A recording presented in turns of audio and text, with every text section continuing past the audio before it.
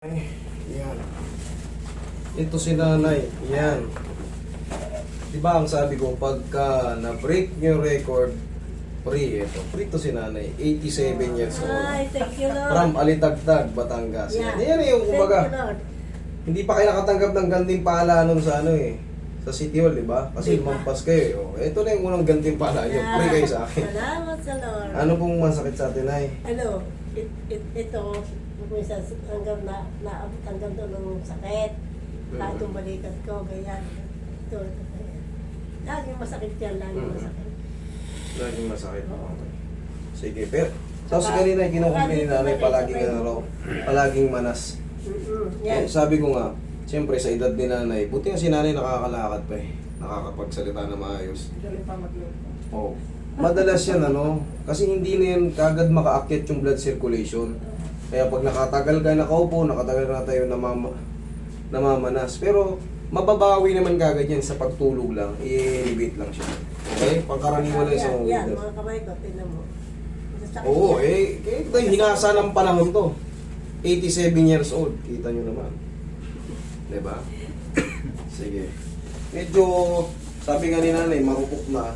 Eh, talagang ubod na rupok, 87. Yara? Hindi, ganyan na. Hindi mount.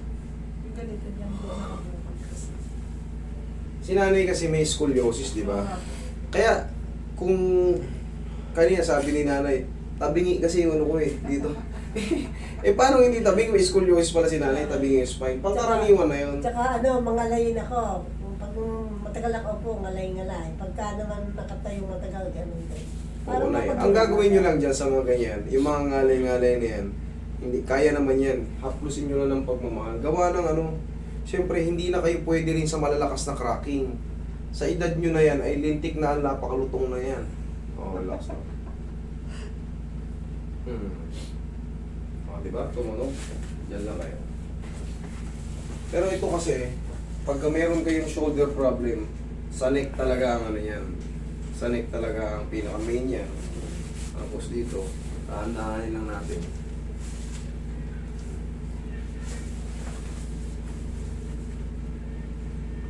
Yun. Oh, higa kayong patagilid. Soft-soft lang ang gagawin natin sa inyo. Ito ata yung pinakamatanda ngayon par, no? Tama ba? 87, no? Break the record. Ayan. Pagka may mga lumalapit pa rito na ano, pre, kung maidadan nyo pa si nanay. Pero syempre, depende sa kalagayan ng katawan. Okay, relax lang. Kasi hindi na yun pwede sila basta-basta. Kailangan with talagang very careful. Higa kang sa kabilang side na. Parang 60 pa lang kayo eh. Ay, no? Lakas na. 87, 88, 89, 90. O, makakatanggap kayo sa munisipyo. Kaya nyo pang dumapa, Nay? O, sige. Maganda lang. Mapili naman kayo kakabilis ng kilos. Sige. Sige. Lang ha.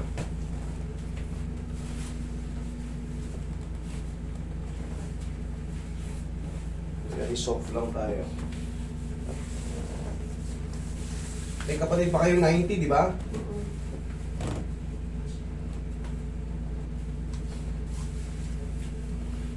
Okay, masasin mo si nanay. Yan, na-plus lang ng pagmamahal. Tsaka yung mga diin, kusa ng lulubog yun pagka talaga may nakadislocate. Alalay lang talaga. Dito ko sa paa nyo. Taplos na lang ng pagmamahal talaga yan sa mga ganyang edad.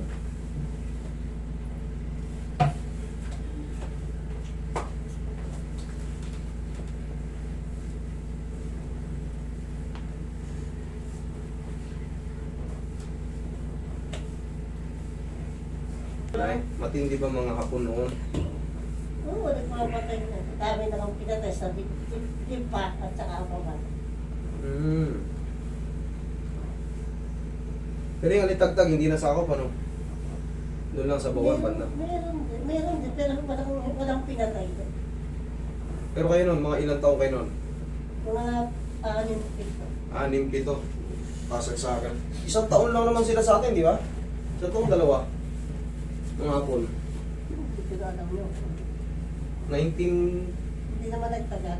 44, Mm. hanggang 45. Eh, ganyan lang, taon lang ng ganun.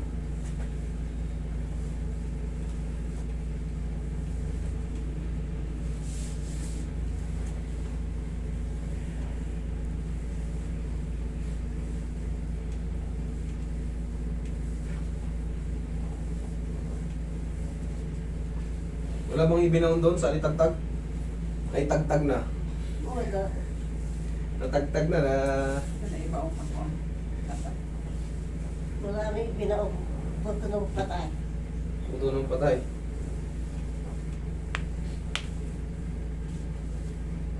Ano? Yan. Ah. Okay, upo. Yan lang kayo. Ako hindi makakahiga. Ang kumakahiga? Na vertigo. Kaya yan. Kaya na. Baklas yung vertigo na yan. Vertigo lang pala eh. Sa una lang naman yun eh. Titiisin nyo lang, kunyari. O, pag na-traction ganyan yan, pahigayin ko kayo ulit. Tanggal ng vertigo. Kita nyo naman si nanay, oh.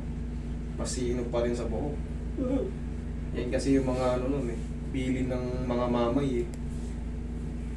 Wala na nga buhok eh. Kaunti na lang. Mga mamay, alam niyo rin mamay.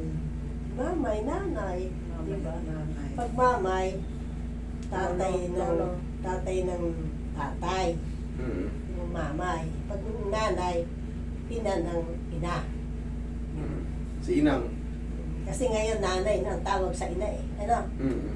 Nanay, nanay. Pero yun ang ina. Sa amin dun sa US, mother. Mother Earth. Sa amin sa Canada, mom. Oo, Mami. pala. Sa Canada pala kayo lumaki. Ay, ano na? Hindi naman. Dito rin. Kaya pala matikas pa si nanay eh. Iba talaga yung balat ng yung nasa abroad nagtatrabaho. Matibay. Pag dito kasi, 20 years pa lang doon yan. kahit na, pero kita nyo naman, oh. Yung 20 years niya pamamalagi, no? Ang laki ng tinibay ng katawan niya. Siyempre ako dito, araw-araw nakakatagpo ng matatanda. Minsan may 50 pa lang, parang ano na. Ano na, oo, totoo. Oo, eh, siyempre araw-araw ko nakaka-encounter ng mga tao. Yung mga edad, tinatanong ko yan sila. Kasi bakit tinatanong ko? Katulad niyan, si nanay, na-break niya, pre! Okay, yan ang mga regalo ko na yan sa inyo. Para maging malakas kayo. Saka palagi. pamilya na rin man kami dito eh. Itong, Mm. di ba, pangalawa ng punta ng family sa amin to. Yung una, yung asawa ng pamilya ng nakadilaw. Ay, hindi ko na maalala eh. Anak ko Nay. yan eh. Yan, yung nakadilaw. Yan ako, pangalawa ng punta. Okay. Kaya Sige. isang anak kong narong driver na Sige. pinilot niya. From Canada pa pala si nanay. Maraming pera to, pero hindi ko kayo sisingilin. Ay, wala naman yung pera eh. Siya po may sagot lahat eh, kaya Ay, manager pa pala to si nanay. manager eh. Ito naman si